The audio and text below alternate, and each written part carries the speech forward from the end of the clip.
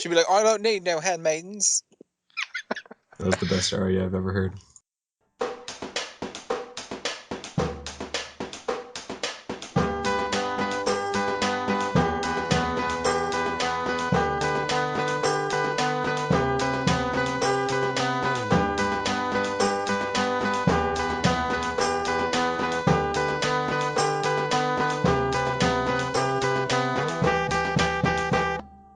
Hello everyone, welcome to Vassals of King's Grave. In this episode, we are gonna rate and review Telltale's Game of Thrones Episode 1.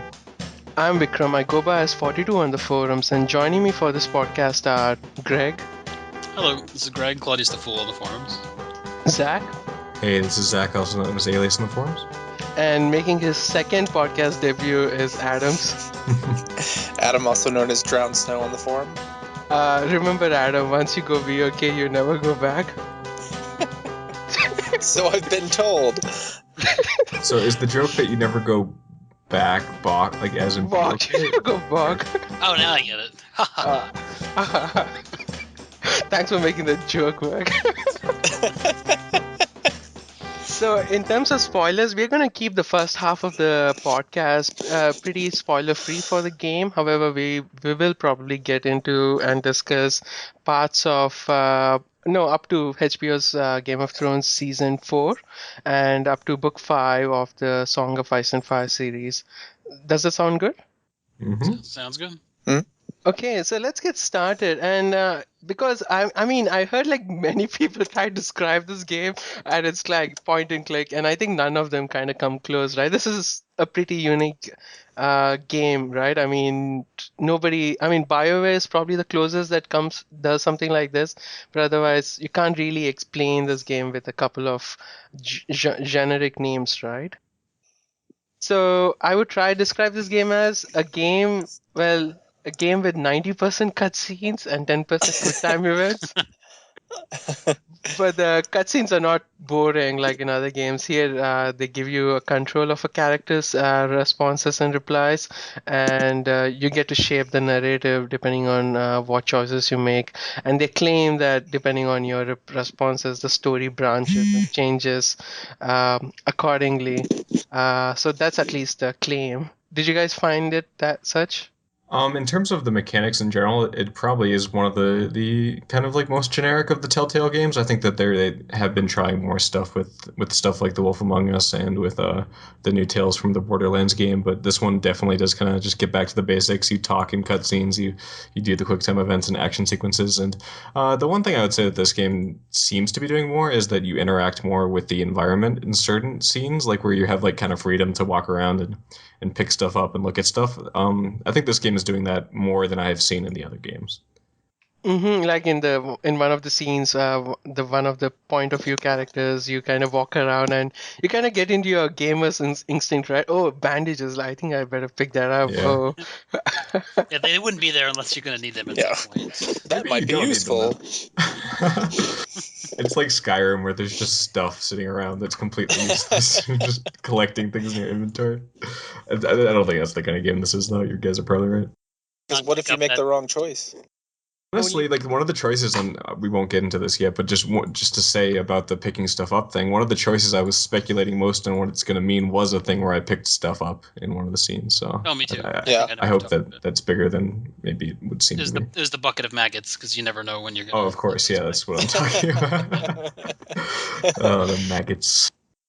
so I think I only played the one other game from Telltale Games. That's the first Walking Dead game, and it's just the critical acclaim that game got, right? It was so much that at first it's like, this is probably not a game for me. I'm not really into Walking Dead and such, but that game did so well that I thought I'd give it a try, and I think it's pretty good. I think I felt very immersive. I mean, just the simple task of just letting you pick a character's reply suddenly gives you this attachment to this guy, and it's kind of the same thing here, right? I mean, most of the characters are just blank slates. You can make them a coward, or you make them as brave as possible. You can make them honest, or you can make them liars. Just the control they give over it. Even though the storyline I find is not too branching, like you can't really like Right. get people killed. I mean, you can't like get your main character killed or something like that. If you screw up and get your character killed, like, you just start the level over, right? Right. Yeah, there's still a fail state where you get to go back in and try. Though I think that it's more in terms of the choices about kind of like you say, Vikram, getting into the experience of your character and kind of developing that personality, less than it is about kind of the choices that are going to affect the storyline. Obviously, it'd be nice, like, and it's cool when kind of you get to have some kind of agency over what happens with the story, but I think the big part is, and I do this with a lot of the role-playing games that kind of have these choices that don't necessarily mean much, but are kind of like help you shape your character, is that it's like the role-playing aspect. You get into that character, and that's what's fun. Yeah, I thought it was. I actually thought it was going to be cheesier than it was. Like, I went just expecting, because I love the world and I'm happy to to experience it. But after like the third or fourth decision, I actually, it wasn't easy. They weren't all easy choices, and I actually was getting down to the wire on some of them. As to, oh crap, I didn't pick anything, and now I'm quiet. So Yeah. it was actually you did have to rack your brain a couple times, and there were a couple of scenes where I was completely surprised by what happened based on what I chose. A part of that for me was the not so great keyboard and mouse controls for this game, because for the choices you have to use your mouse, whereas I prefer when I'm like playing a game like this where I'm not really, like deeply invested in the control scheme, to just have like my hand on the keyboard. I can't do that. Yeah, this game, I played it on the PC as well, and the first time when I played it on the keyboard, and it was kind of awful, especially all those quick time events. It's like suddenly press E, and I'm not a keyboard guy. I'm like, oh, where is he? Where is he? So Why is Q so important? I didn't realize that with the ones where you have to like choose which direction to go, you could actually just like press the WASD and or arrow keys. I thought you actually had to like move your mouse around. Which was it was so annoying because it was like really unresponsive and not working, and I died like 5 times in one of those quick time events. Oh, now I don't have to feel bad, because I did the same thing. I thought they were asking us to move your mouse, but no, they meant the arrow keys or the WASD keys. The second time around, I played it with a controller, and it was so much nicer. Yeah, these games are built for controller for sure, so that's a thing.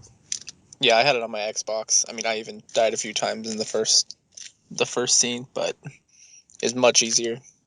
Did you guys play the game by yourself, or did you play with somebody else also, your friend or companion? I played by myself. I want to say to admit it. Yes, I play video games by myself. But, I don't have an awesome wife, Vikram, who plays video games with me, so...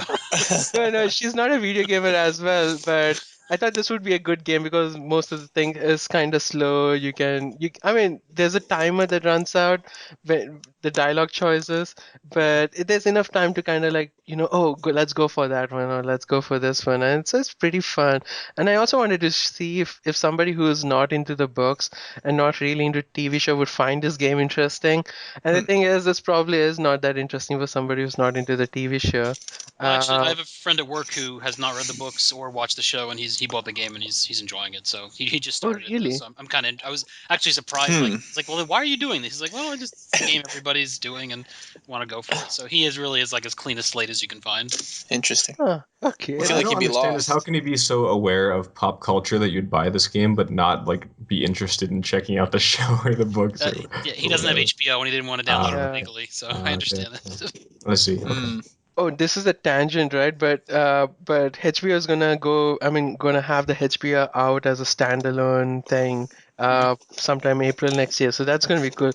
I can finally officially watch Game of Thrones legally. I think it's supposed to be timed for the start of the season, right? Yeah. They better. I mean, it's going to be a goldmine if they do. So. Yeah. It would make no sense to release it after Game of Thrones, their biggest online cash cow, I'm sure. As long as there are no streaming problems. No, they are using somebody called MLB Advanced, Major League Baseball guys, and WWE guys, and from what I hear, they have a very good streaming service. Sounds very promising. That's probably the right call. They decided it was too much of a headache, I guess, too expensive. Mm-hmm. let's talk about the story premise. So I have a summary written down of the game. Let's see.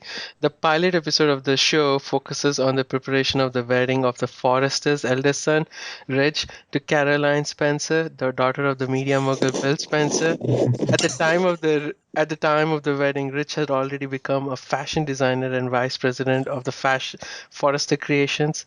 Oh wait, I got my notes mixed up. Oh, this is for my VOK on Bold and Beautiful. Sorry, guys, that's not the. I was reading the wrong show notes. Yeah, I was confused for a second there, but how long Okay. you're going to stick with it? I don't game get did that you buy? reference. See, when I commit, I commit. Yeah, you did. No.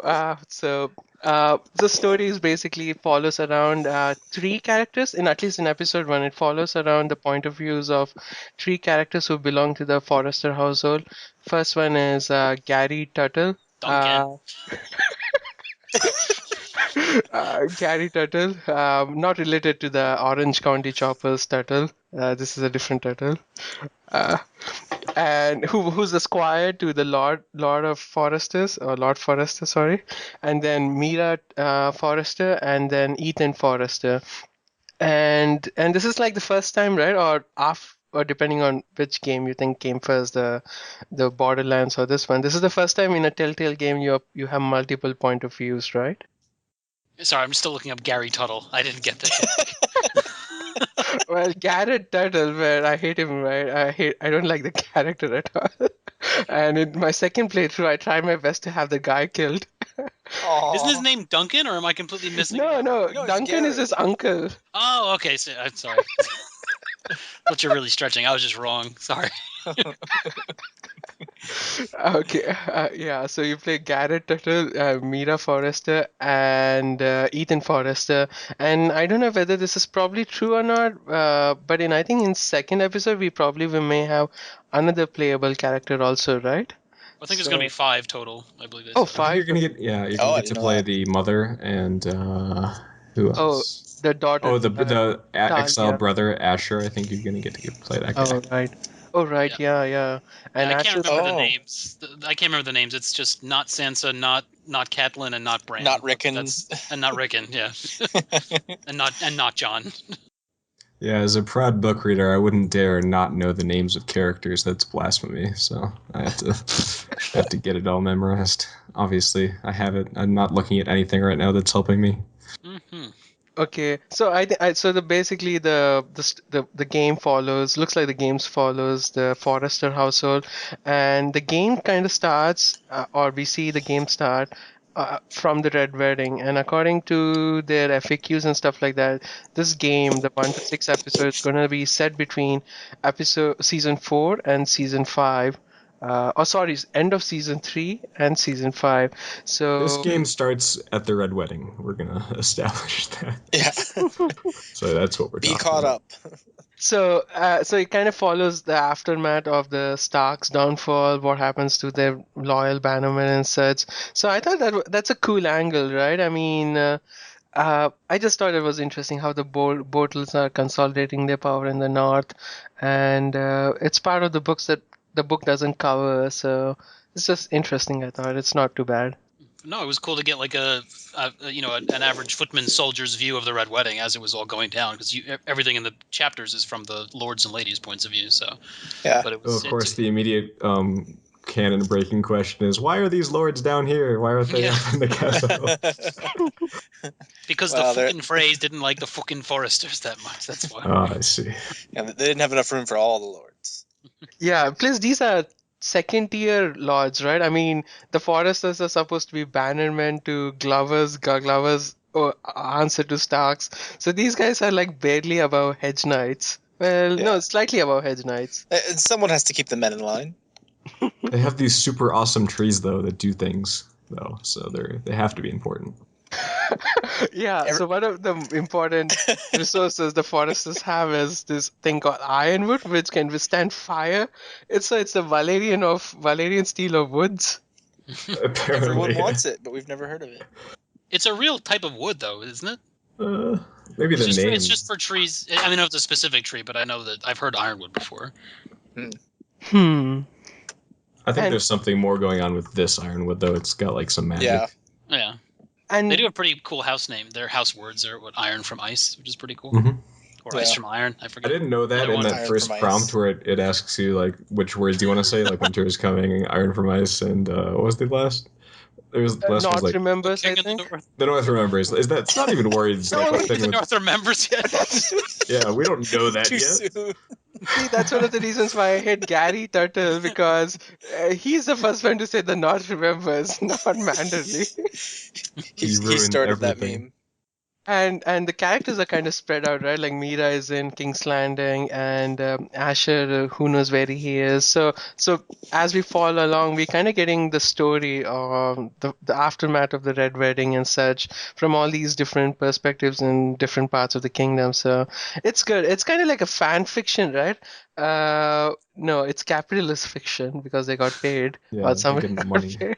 Yeah, if I could think of it as fan fiction, then it'd be like no problem, But the fact that this is set in the same world, like I had to make a conscious effort not to nitpick like little things, but I did enjoy it overall. So where does it fall for you in terms Well- of comparisons with the show canon and like the book canon? Like where would it align in terms of that? Would you say you could put it in the same canon as the show? I don't know. Okay. So it's even a lower tier for you than that. Unless we start It's professional seeing some fan of these fiction. How about that? characters. I mean, it kind of occurred to me, right? I mean, when the game starts off by, in the Red Wedding, and they're discussing what are their plans, and the plans in the show was to march on Lannisport, right?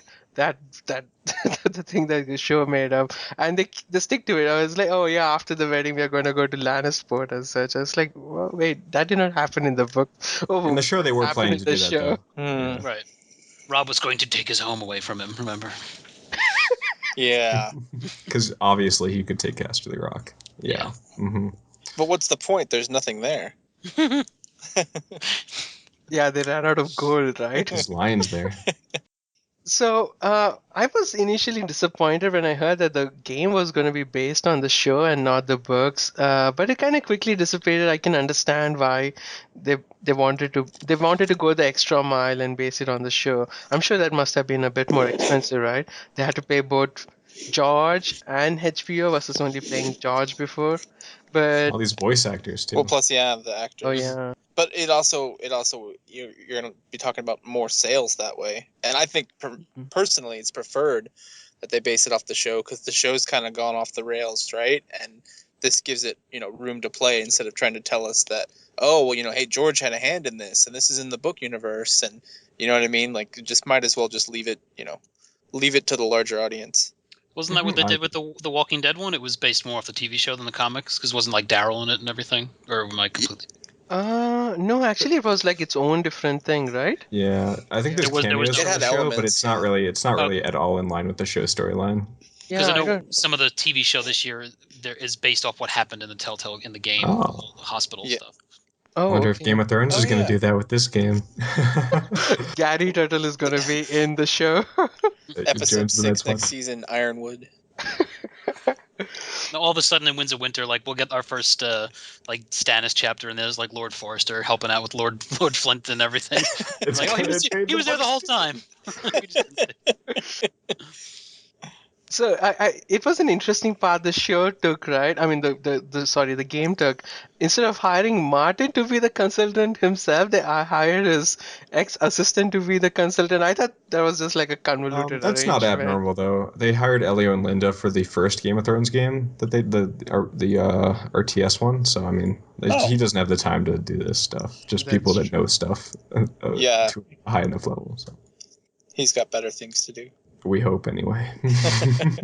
Have any of you read any of Corey Frank's books, the Leviathan Wakes and stuff like that? I haven't read his books. I just know he's George's assistant. It's in my Kindle's to read list, but I mean it's in my Kindle, but I never got into it yet. It's won a lot of awards, right? He's a pretty good writer, right? Yeah. Is that the one about the talking spaceship. Greg should know, right? You're like the book guru, so Yeah, Well, I know I just I get him mixed up with Dan Leckie because their covers look exactly the same. They use the same artist for their covers, and they're all Well, just it's also giant confusing because it's a spaceships. pseudonym that's shared by two people, right? James Corey. Mm. I was thinking of a completely different book though. The one about the talking spaceship. That's Dan Leckie. Anyway. Well, that sounds like an endorsement to me. So apart from the choosing the dialogue thing, quick time events are like the big deal in this game. And when I mean quick time stuff, it's like there's a scene happening and suddenly somebody's grabbed hold of you and you have to punch a bunch of times to let it go, or a horse is gonna trample you or something like that. I generally, as a rule, hate quick time events. It's horrible. But in this game, it kind of works off. It kind of gives you this attachment to this character. Took some getting used to, but after the first couple, I was like, okay, this is just going to be part of it. But it's not constant. It seems to just be, occasionally or in like an action sequence. It's not like to turn your head or anything. Yeah, I just like QuickTime events when they kind of invade a game that's expected to have a higher degree of gameplay, like when you're playing a game that has like maybe like an FPS mechanic, and then all of a sudden you get QuickTime events. I don't mind it in this game because like that's not what this game is about. It's not intended to give you a very high degree of gameplay involvement. It's just like a fun button pressing thing to do, and I do think it succeeds to, like you say, Vikram, kind of getting that involvement, that more investment, because you get some control over your character. It gives more interest than if the character was just doing stuff on their own. Mm-hmm. If you're just literally watching cutscenes and pressing buttons for conversation. Yeah, it's just like the immersion is what I kind of get from this game. It's I don't know why it's the Telltale. This is how I felt during the Walking Dead also, and now it reproduces the same feeling I had then. It just feels connected, and whatever you say, you want to protect these guys, and because of that, I usually come out as a coward, and that's why. And all my characters come out looking like cowards because they're usually running from situations instead of helping people out and lying to save their Well, save that's their weird because asses. I had to not do what I wanted to do. I had to do what I wanted the character to do because I would have just taken the easy way out for everything. Yeah. Because you're like, I probably can't just start killing people, so I should do what will make me not die. Yeah. Don't look Ramsey in the eye. Don't look Ramsey in the eye. Yeah, so what I like to do is like I when I start playing a new character in this game is to sort of plan the main character trait I'm gonna drive the actions based off of. So like for Garrett, it's that he's very like high strong like warrior kind of guy, or Garrett, yeah, that's his name. And like Mira, I kind of played her as more deceptive, and I played Ethan as kind of naive and not really having any kind of idea what was going on. Yeah, in my second playthrough, I tried to make Ethan as much like Joffrey as possible. Right. It gives you that avenue for sure. Like there's some petulant options in there. Yeah, so it's pretty good. I know that it's at the end of it, none of it is consequential. It's not canon, clearly, not even show canon, which is a second tier canon. But if you want to live in this universe, you want to talk to Tyrion, you want to talk to Cersei. This is like the best way. This is the closest you can be if you want to be a character in this world. This game lets you be that. I mean, it's odd, right? I mean, it's not an open world game. You can't just walk anywhere. Yet you feel. At least I felt disconnected being there. I wish when Oculus Rift comes out again, I wish there's an Oculus Rift version of it. That's gonna be. You gotta shake your head side to side. Shake up to the right for 1, for 2, shake down to the right, etc. Anything else you guys want to talk about? I feel like before what they did a good job with was the characters.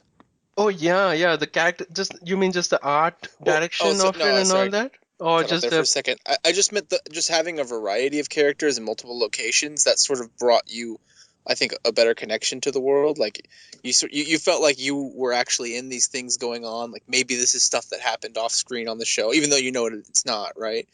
But instead of just playing sort of one character the whole way through, they kind of, like you said, it's not free roaming. So this is sort of the way that they can add scale by, all of a sudden you're in the throne room, It's also thematically well aligned with the show and the book, and that's how they run too. So if there was going to be a Telltale game that kind of used multiple viewpoints and multiple locales, it would be the Game of Thrones game. Yeah, it was probably a bit risky, right? I mean, they could have just said, "Hey, why don't you just do Aegon's Conquest or something like that?" Instead, they're like, "No, we want to do the Red Wedding. We want to do who knows what, Joffrey's wedding or stuff like that. We want to be there. We want to have characters in there." And HBO was like, "Oh yeah, sure, go ahead, do that. That's pretty crazy, right? Letting other writers come in and do stuff in this big events." Yeah, but nothing that they're going to do can change the stuff that's already happened. So it's just like behind the, like you said, it's characters we didn't see. So it's not going to take away from it, but it's just adding depth to what we already know, which is a good thing. Mm-hmm. So do you want to talk about the art at all and the art style? Oh yeah, let's do that. I mean, it works out well, right? I just felt that. So they try to make it look like the cell shading or a comic book look. Well, it was less so the comic book look, which is more the case in the other games, and it's more like this kind of oil painty thing. Right. They do this kind of distortion thing on the background, and I think they just got carried away by too much, because on a big 27-inch monitor, it looks crappy. Yeah, there's like a fuzziness at the edge of a lot of the models that kind of threw me off. Yeah, that pixelation. Yeah, I think if you can play this on a console, I think don't play this on a PC. Yeah, I couldn't even make it full screen, which was annoying me because I kept having my icon. Oh my god! It happened to me as well. You have to hit escape, and then you get the settings option where you can set the resolution. Yes, there is an option. Okay, let's take up a lemon cake for that. Obviously, making you go to the options menu. Yeah. Yeah, I have to say though, in general on the art, one thing that really I didn't like was the intro in this kind of art style, like the Game of Thrones intro. It looked god awful. It was like the unfinished version of what we know of the left. Yeah, the original intro pretended to be like a model, right? And now here's a model pretending to be a model. So it was like awful looking. Never try to make something that's directly trying to compare to something that obviously is going to aesthetically look much better. It makes it feel very fake and bad.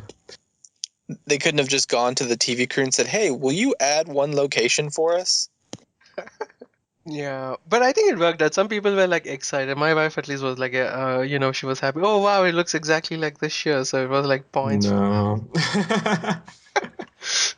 Anyway. But what did you guys think of the lookalike stuff? I mean, how do you think the guys modeled Cersei, Marjorie, Tyrion, and Ramsay? Marjorie was the weirdest one of them. Right? So she's about to kiss everybody, or her face was all pinched, but yeah, perfect, I guess. Yeah, something was out of proportion. The head was out of proportion or something. Yeah. Cersei and Tyrion were great. Yeah. Yeah. Cersei, I don't know. I don't want to say this, but she looked a lot skinnier than she is in the show. I'm sure I offended a bunch of people when I said that. So the dresses, they're very flowing.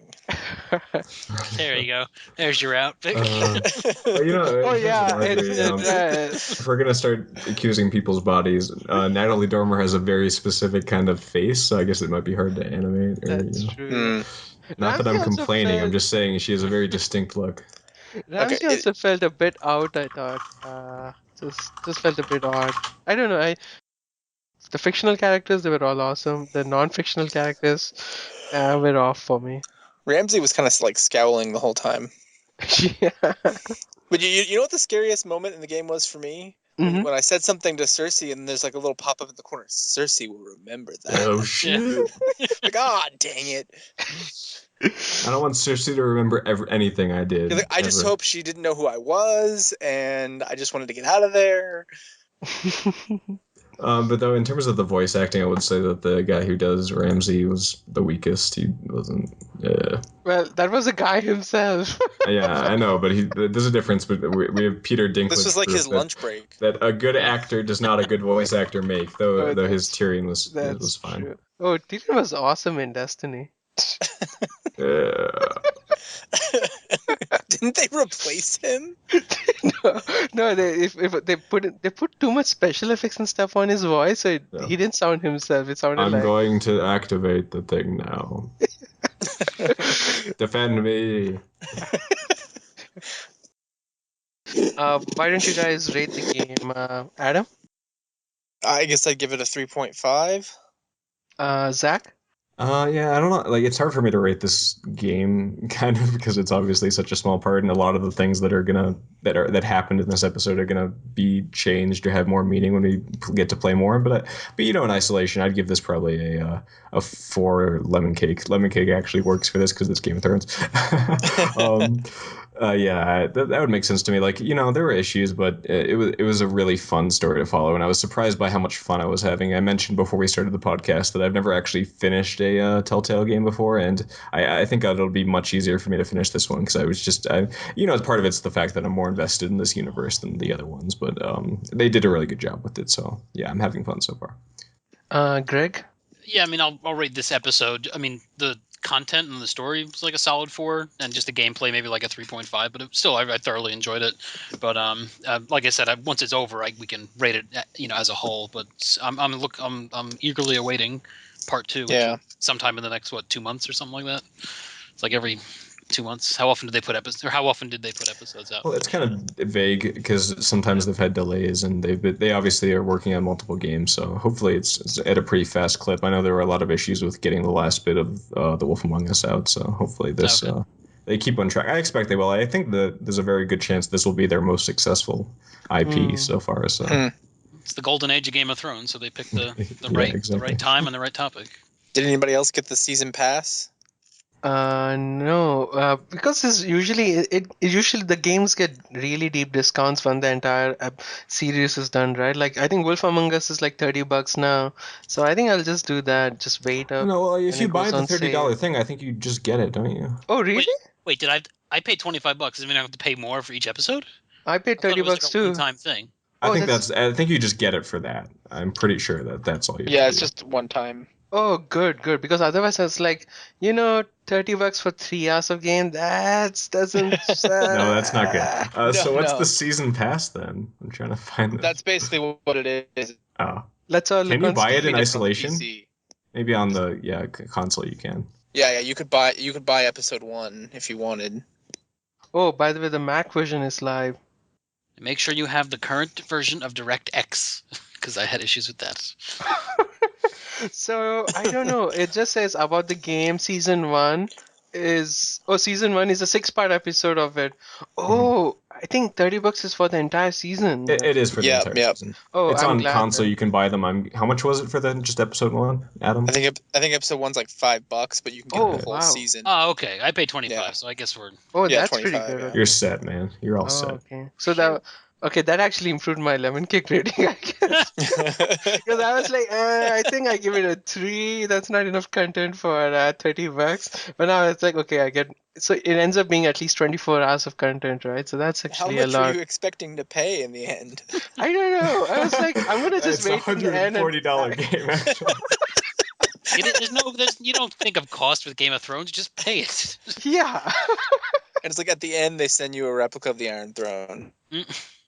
I'm just waiting for the cosmetic DLC where I can dress my characters up in weird party hats and stuff.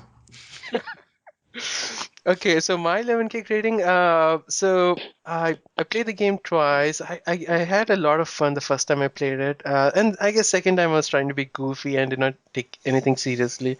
Like I said, I was trying to make one character like Joffrey. But I was definitely disappointed by the lack of branching. I mean, it's very less. And I guess it's just because it's first episode, they're trying to set everybody up. So you can't really be killing characters off left and right. And but it just felt a bit constrained. So I would give it like maybe 3.5 too. But definitely it holds a lot of promise. Yeah, definitely. I'm glad I got it, and it's just an interesting perspective. It lives in book 3, which is like the best of the series, so it's always good. If it was set in like Dance with Dragons or something like that, or Feast of Crows. Well, we are going to Essos with one of the characters later and meeting Danny, so there's going to be some of that.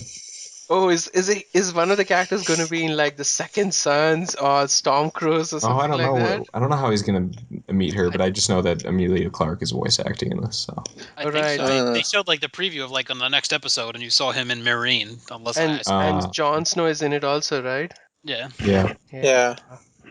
So yeah, if you want to talk to Jon Snow in a fake, with a fake character, yeah. Uh, Compared to other Game of Thrones games, how would you say this guy is? Would you recommend this thing to your friends and such? I think I would. I tried to play the Game of Thrones video game a couple years ago, and I literally was like walking in circles, bumping into people, and I sold it. I couldn't play it for more than 15 minutes. So maybe that's just my uncoordination. But I really enjoyed this game, and I definitely recommend it. Oh, that reminds me, a public service announcement when you are in the stores or wherever you go to buy the game, make sure you're buying Telltale game and not the CGN version of the game. Otherwise, you'll be sad.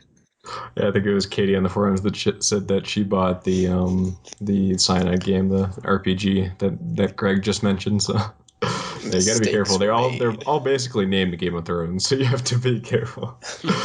Got to play off that name.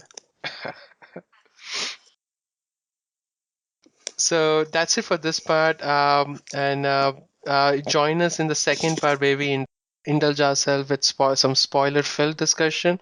But before we go, we want to plug archive.org. It's a service that we use to host and distribute our podcast. It's really one of the main reasons why VOK can be, a free podcast. That is, we are able to run VOK without paying for servers or anything like that. And they're doing their annual fund drive. So if you can help support them, a podcast of Ice and Fire, BOK, and many other podcasts and sites you probably visit also use them to host and distribute their content. So you'll be indirectly helping all of them when you support archive.org. So help them out. And that's it, guys. Happy holidays. Join us in the after show / spoiler discussion.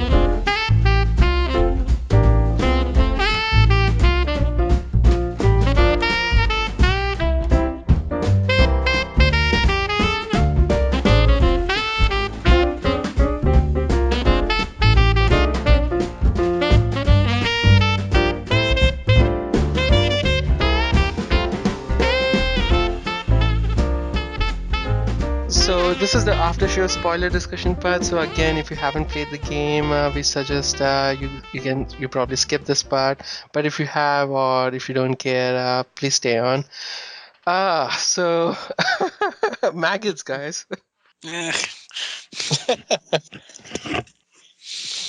No, thank you. So it seems that's actually a real therapy. I was like, that doesn't make any sense. You will be. Oh no, that's like a real. infecting- Yeah, that's a thing from history. Yeah, it's insane. The maggots are good at eating only the dead tissue, so and they leave the good tissue alive. But that doesn't make any sense. Helps prevent infection. Have you guys seen maggots in real life? They're disgusting. Yes. Yeah. Yeah, I was like, why? Anyway. Did you guys also notice that the maester only had like 2 links? That's like pretty low, right? Yeah, what a I don't loser, like that guy. right? Yeah. I thought something was up with him. Like I didn't click the option that said I could make you my fancy vampire wearer, but heck no. I didn't. I forgot what do they call him? The Sentinel. Sentinel, right? Yeah, that's a new made-up thing, right? What's a sentinel? Why didn't the Starks have sentinels? Maybe Well, they it's like should the have hand of had the king, sentinels. because we gotta have a hand of the king in our tiny little village. Okay, I wanna. Oh, and the North Grove. What do you think that is? That's where the serious magic is. Oh my god, it's like where their what's trees that? That's where Benjamin's been this whole time. It all makes sense. Okay, I want to talk about the choices, and that's why probably what I want to do in this spot. So Adam, let's see. Did you save that idiot Squire guy, or did you give him? I regretted that. I was just like, come on. And I don't really think it would have mattered either way, but I'm just like, this guy's an idiot. Okay, so what happens with him when he lives? Because I let him die. You know what happens? You know what happens with him? You start fighting, and you don't ever see him again. Yeah, exactly. That's what I did. He seems to live, but he disappears. Well, he might show up later. Well, I mean, like, it seems like you might be the only person that got away from the Red Wedding, which is unlikely, but... It seemed like all Maybe the he'll come up Forrester later. guys died. Otherwise, what are they doing? I mean, this guy literally walked all the way to the north. He just walked straight up the King's Road. Though. Yeah, the With his Ironborn just huge let him sword. through. They're like, oh, this guy's not important. He just swam around. Yeah, he did what they did in the show. What Walder Frey did in the show. He took that caravan. How about you, Zach? Did you let the squire die? You let him die. He's dead. Yeah, but I was hoping that because I let him go, like I would get some kind of benefit later, like someone else might live. But no, Nope. nothing good happens. Well, how early did you guys realize it was the Red Wedding? Because when they gave the line, like, we're off to Casterly Rock, I was like, all right, I think this is the end. But then when they panned back and you saw the twins, I was like, oh, this is happening. This is happening. Yeah, I'm here. I was Yeah. dumb as well. I got like all shaky. I was like, oh no, I've got to go through this again. Yeah, I probably didn't realize until they said Frey and Or showed the twins, and they, like it was like, oh, fuck the Freys. I was like, oh, okay, this is happening right now. And it's so funny, and this is one of another reasons why I hate Gary is he had like the spidey sense. Everybody did not know what was happening, but Garrett knew. Oh, wait a minute, why are there all these swords? But here's the better question: how did no one else pick up on that? Exactly. Only Gary was able to pick up. Come on, Gary. All the phrases Every in this tent game is look full like of like. weasels. Yeah, they all look awful, and every tent is just full of like spears and crossbows, and nothing to see here, nothing to here's your wine. Let's see. The other big choice was letting the guy live or die. One of the vital guys. What did you guys pick for that? I let him live. Oh, you mean the guys that killed your family? Yeah. Yeah, the pig farming family. Because that's what I do. He's dead. Yeah, I killed him too. So why do you have to go to the Night's Watch if you didn't kill them? Yeah, it feels like you kill one guy anyway. The other guy you let him live or die, but the guy still Whitehall guy is still pissed off at you, and you still end up going to the wall no matter what. Gotcha. Well, I figured that option was only there because if you let him live, he'll come back and help you at some point. But the only time you see him again is at the end when Ramsay comes, and I thought something was going to happen there, but nothing happened. Yeah, it probably is your Paragon points versus Vanguard points. I forget. Yeah. This random will remember that. Down the line. No, it's the dark side points versus light side points. You can unlock the dark side powers later as Garrett. Shoot some force lightning. I think you use that up north. That might be what could kill the White Walkers, actually. Let's see. I guess the other big choice is straight up who you made your Sentinel, right? Whether you made Duncan or Roland guy. Yeah, I made Roland the Sentinel because I thought he would help, but he didn't help. Yeah. I was like, well, he'll protect me. Yeah, I picked Duncan the first time, and then listening to his advice, like do diplomacy, don't receive him at the gate, and that got Ethan killed. Right? Next time I was like, okay, I'm gonna pick Roland this time. Thank you, Duncan. And that got Ethan killed too. Oh shit! Yeah, there's no way. And neither of them get killed. Yeah. So the other reason why I picked Roland is just because I didn't expect Duncan to get pissed off about it because he seemed like a more like level-headed guy and he'd just go with the flow. But no, he's like, "Oh, I'm leaving." Well, I thought I was being really sneaky because before you choose, you talk to everybody, and like I promised it to both of them. But then when I sat down and I picked Duncan, he's like, "But you all but promised me." And then when I replayed it, I did the exact same thing. And like, it doesn't matter who you talk to because they both think they're getting it. So, but I was like, sneaky. I talked to the Maester. But no, I should have just walked right up the stairs. No, I did. Second time I did the same thing. I told both of them I was give them, and that actually pissed off the guy more. But you practically told me like, you all but promised it to me. What do you think was going to happen? You can't give it to both of them. So. No, that's what I'm saying. I don't think it matters that I said yes to them because when you talk to them, they say that anyway. That you all but promised it to me, unless I missed that. Oh. Yeah, I kind of was the same. Filler. So, yeah, but it's like he's Alistair Thorne. He's too much like Alistair Thorne. And I like Alistair, but I'm not gonna let him actually make decisions for me. Yeah. Yeah. So it kind of it's the entire the part about the game that doesn't make sense to me, and it kind of happens with the show too. Is like what happened to the soldiers? Why do the White Hills have 5 times as many soldiers as them? It doesn't make sense. Didn't they all send the same amount of people down there? It's just all. Yeah. Well, I I think figure in the White general, Hills maybe were they're just a probably bigger house, the White Hills. I think that's what they're going for. And I actually find that interesting that this game, like, you're so powerless. It feels like your house is so weak, and like you're basically scrabbling to get anything to work out for you with all these people that are trying to screw with you, and like much more powerful people. And I think that's a very interesting kind of narrative to be kind of like so down on their own. Hmm. That's true. Yeah. Yeah, they're not. I figured they were just with Boltons, and that's why they got got out with more men intact. But like you said, Oh. I like that you're not trying to win, you're just trying to survive, at least at the beginning, because there's no way to you're not in any kind of position of strength. Yeah. And it could be that the Forester land is kind of limited because they have a giant forest, so they wouldn't have as many people to begin with. Yeah, but then the White Hills are, barren as well. Well, yeah, it's also the geography of it doesn't make sense to me because these guys are on the east side, and the Glovers and the Barretons are the big lords there, and then or the Barbary Dustin and all those people, and then but the Boltons are on the east side. These guys are on the west side of the map. Yeah. That's a lot of distance. There's like the King's Road. Isn't there White Harbor in middle? So how do the Boltons have Bannerman right next to these guys?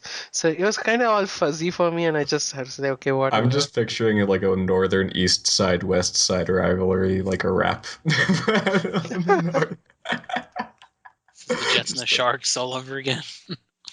Anyway, I'm sorry. Continue. Oh, did you guys also notice that Duncan actually doesn't trust the Maester or Tegrin? It's just the Maester conspiracy theory we I think it guess is. just Maesters in general, their alignment is kind of in question because they're sort of sold off to these houses and they're not born there. Yeah, I didn't tell Maester the thing about the North Crow the first time because he put maggots in me. It's his job. So I'm like, I'm not gonna tell you anything, dear. You get lost. So Can you yeah. keep the sword? No, you have to give it No. to the idiot. Take it to the wall. To the stupid kid that you have to play. Dies anyway. So was So that I a guess big it's gonna be the mother ruling the house now then. So that's who you're gonna play Yeah. from that point. That'll be fun. Yeah. So I think the Ethan Forrester thing was kind of probably the Ned Stark moment, right? It took me by surprise. I was so Yeah. nice. I placated Ramsay. I knelt before him, and then he stabbed me in the fucking throat. And I I did said, everything. no. Ramses, no. No, yeah, though in general it just sucks so bad because like your whole house is dead by the end of the first episode. You have like two people left or three people. Well, Oh, you know what man. pissed me off the most is that I just sort of hated Ethan right away. He just seemed kind of like, I don't know. He seemed skeevy a bit, and then you play him, and you're like, "Oh, he's kind of a nice guy. This can work out. I see a future here." Oh yeah, here's another one. Did you guys, the thief? Did you guys take the finger, send him to the wall, or give him mercy? I sent him to the wall. They need people. They need people at the wall. I showed him. Yeah, I did the same too. I was like, I'm thinking it from the book reader perspective. We need more people at the wall. Yeah. I let him go because I was like, maybe he'll save me. Well, yeah, I let him From go. what? I let the other guy go. I let everybody go. It's fine. I might need that guy later. Let him go. Who is your favorite character to play? Because Oh yeah, that's a good one. As you know, I hate Gary. I kind of like Ethan, It kind of felt like he was the most powerful of everybody. And the second time when I was trying to make him like Joffrey, I had like the most fun. But yeah, now he's dead. I don't know how this Asher guy is gonna be. yeah, I liked playing Mira more so because it was a cool like kind of avenue to be in the whole King's Landing politics, and that was probably my most fun in the game. Go ahead. I was just gonna. Oh, sorry for interrupting, but I was gonna say, were you guys surprised of how nice Marjorie was? Yeah, that did seem to be at odds with her kind of Show like, Marjorie. the show. Yeah. Yeah, but you're her handmaiding. Every scene we get with her, she's like giggling with them, and I never thought she was particularly mean to her handmaidens. Yeah, so I'm just expecting some kind of recourse at some point because I'm doing everything that's Well, against Marjorie. Like I'm siding with Cersei and everything, and like I'm stealing her stuff for later. Yeah, that was my favorite character to play too. But like the decision that I was completely like I don't know what to do was the key. Like, do I take the key? Did you? So yeah, I took the key and the thing because I think I'm gonna need that shit, and I hope. Yeah, it but like you think helps. Marjorie, she's like making arrangements for. She would notice if like the seal to her house was missing. So I left that. But She I was took like the a key. spare. It just got this lost. This is interesting. Okay, so the first time I played, I did ask Marjorie for favor, and she, the same thing happens. She asked Joffrey, Joffrey refused, fine, and I stole the seal as well. The next time around, I refused to ask Marjorie. I did not ask Marjorie for help, and I did not get the key stealing option. That scene never happened there, where Marjorie says that Joffrey said no. So this is interesting. So Also- here's my plan of how this thing is going to work out with the sigil and the key. I'm going to blame Sarah for that shit. Because I'm already on the outs with her because I didn't let her talk with me with Marjorie. I don't trust her. She's gonna go blab to berries or something. So yeah, It just became Mean I'm Girls, Westeros. That is what I was going for. But yeah, it's all Sarah's fault. So you're gonna write a letter pretending to be Marjorie, send it to Mommy, and that'll protect her. And that'll Yeah, and end then up when with Marjorie Sarah's finds out it head was on a Sarah who spike. did it. You didn't make up with Sarah later? No. Well, I pretended to. I'm a very deceptive person in this mirror. You're like, win the when Game of everything Thrones, goes man. down later on, I'm gonna pin it on you. Yeah. I'm gonna win the Game of Thrones. Yeah, I was so into that role. I was just having so much fun making these schemes that are obvious, maybe not even gonna happen in later episodes. But you never know. Do you want to place the seal in Sarah's pocket or not? Yep, in the pocket. You get it. There you go. You know it. Yeah. Would you like to say that you think she has it in her pocket? You win or you die, guys. You gotta commit. But did any of you taken back by the scene with walking into the throne room and seeing Cersei and Tyrion sitting at the foot of the Iron Weird. Throne? Why is Tyrion here? Why are they even talking to each other? Yeah, where's Tywin?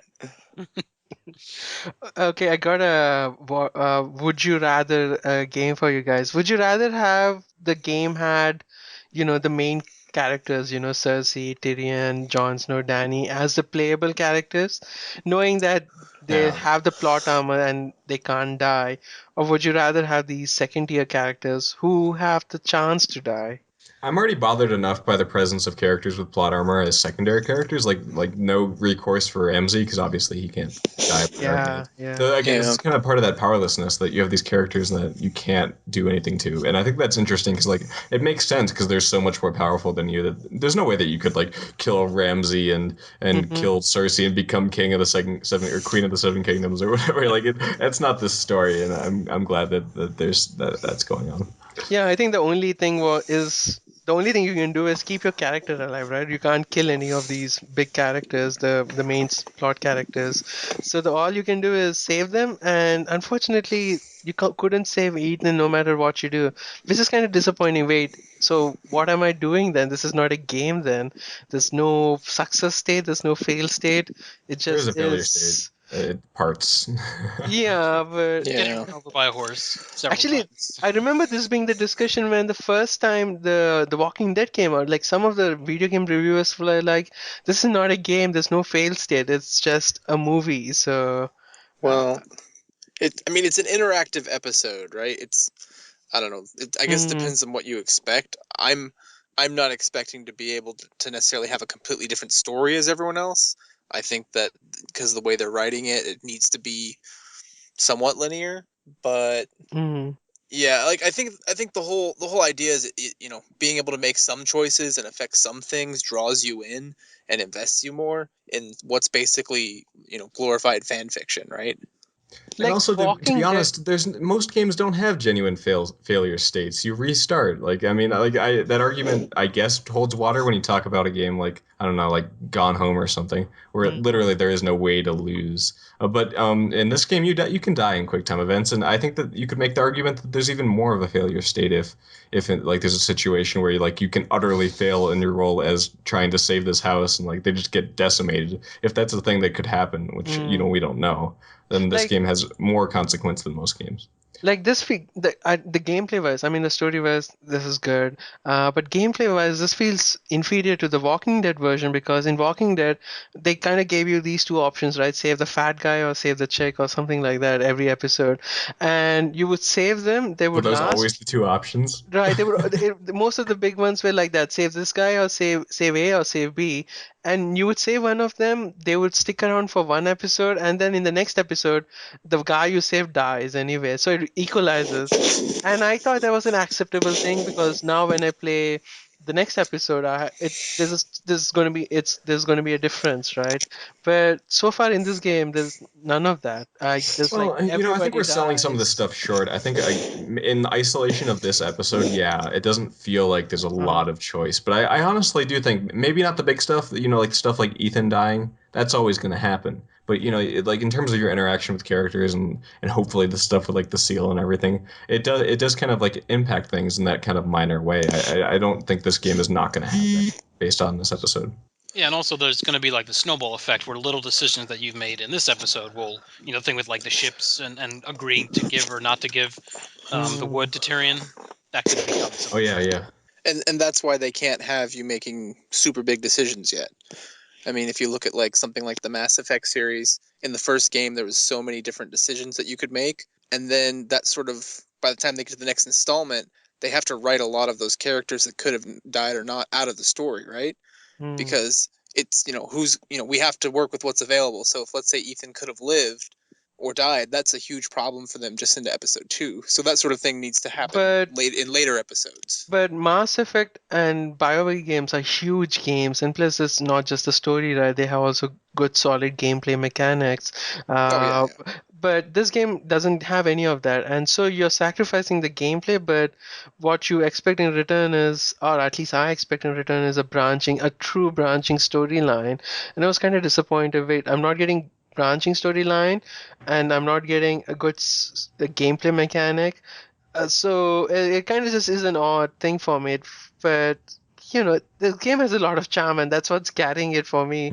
But it's like you guys are not giving me much to work with or something like that. That's a fair criticism, and everything. I'm not a Telltale game expert, but everything I've heard is that generally speaking, it does have more sort of active choice, I guess, than like Mass Effect. But again, it's not going to be the major plot beats, but more so the, I don't know, like just the characters and things. Like I think there's going to be stuff. Like I don't think that we can assume that it's not going to have some cool things in there. Later on.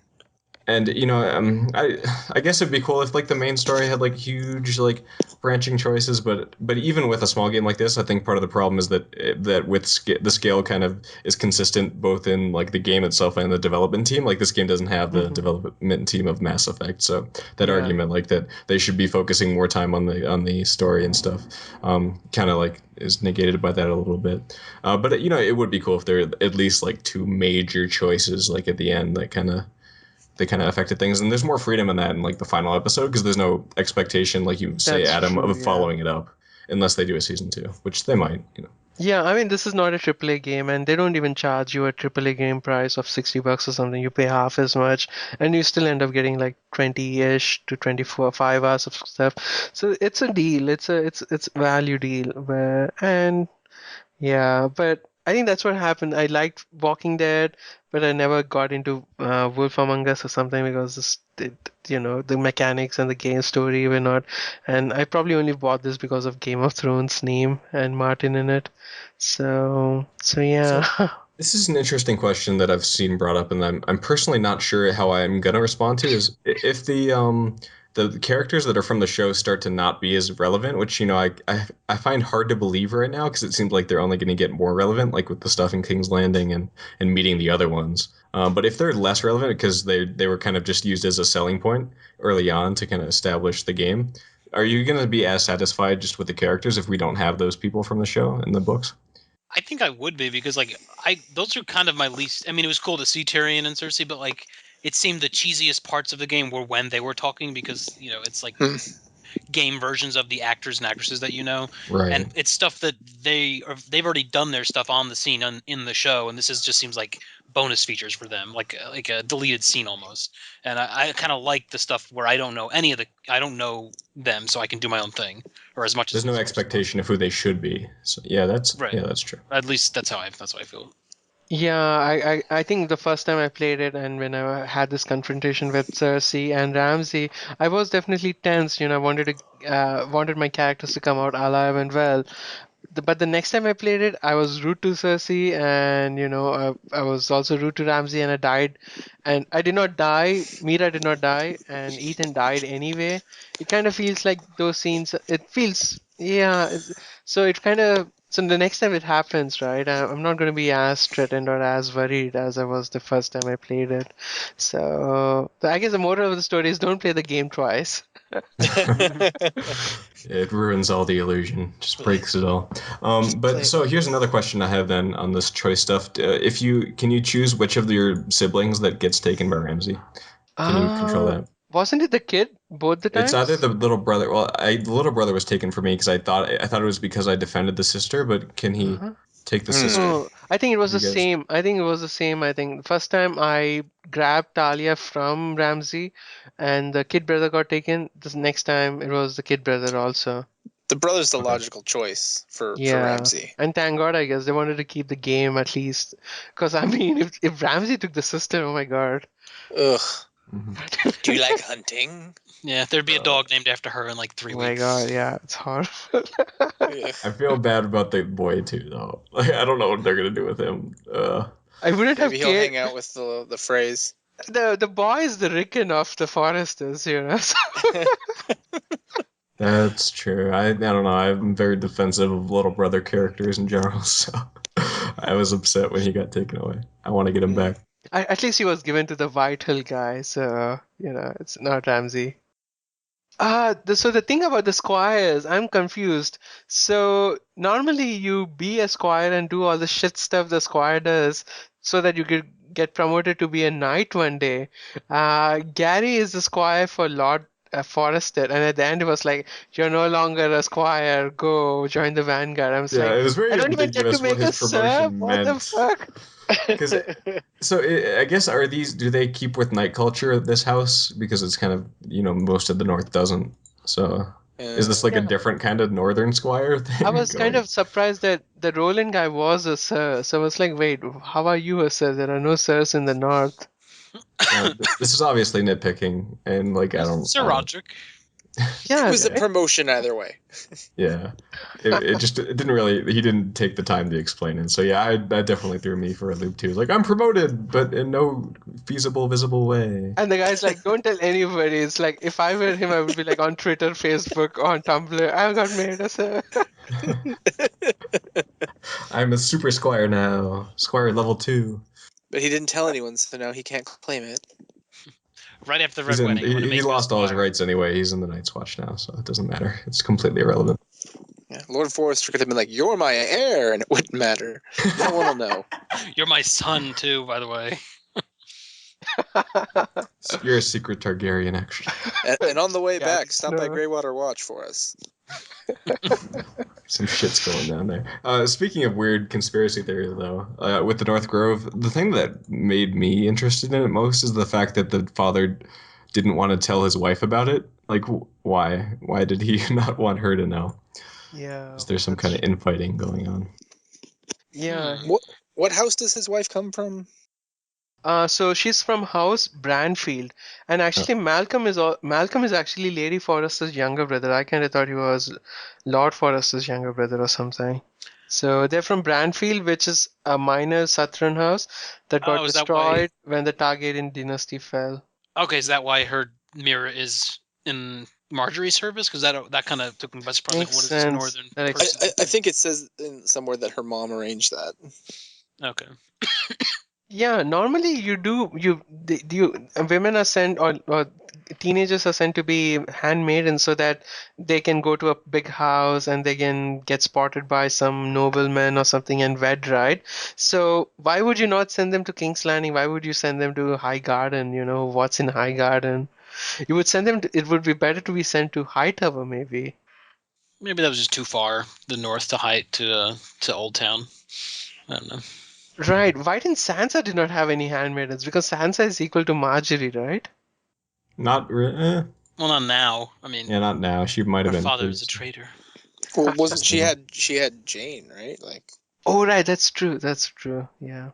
Yeah, Mira would have made more sense if she got sent to Sansa or something. Yeah, but even before it would make sense with Mira, but even before, in terms of whether Sansa's on the same level as Marjorie, I just don't think so in King's Landing because of the different power levels of the house. Tyrell and Stark. Oh my god! To get their food. Can you imagine Mira being handmaiden to Arya? Okay.